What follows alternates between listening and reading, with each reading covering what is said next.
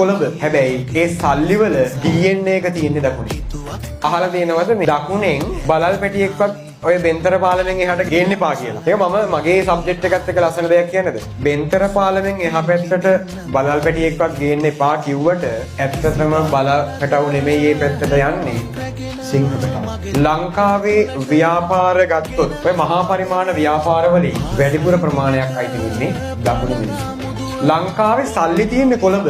හැබැයි ඒ සල්ලි වල DNA එක තියෙන්නේ දකුණේ. ලේ 60ක් 70ක් විතර දකුණේ. ඒකට උදාහරණ විදියට කියන්නම්. ලංකාවේ අද දවස වෙනකොට ධනවත්ම පුද්ගලයන් 3 දෙනා විදියට සලකන්නේ අංක 1 විශාල නානායක්කාර, අංක 2 ධම්මික පෙරේරා, අංක 3 හැරි ජයවර්ධන. උපාලි විජේවර්ධන, මැලිබන් මුදලාලි, ඉන්දියාපුහාමි මාත්‍යා, නවලෝක මුදලාලි, රිචඩ් පීරිස්, ඩේවිඩ් පීරිස්, ඔටාරා ගුණවර්ධන, දිලිත් ජයවීර ඔය මම ටිකයි කිව්වේ.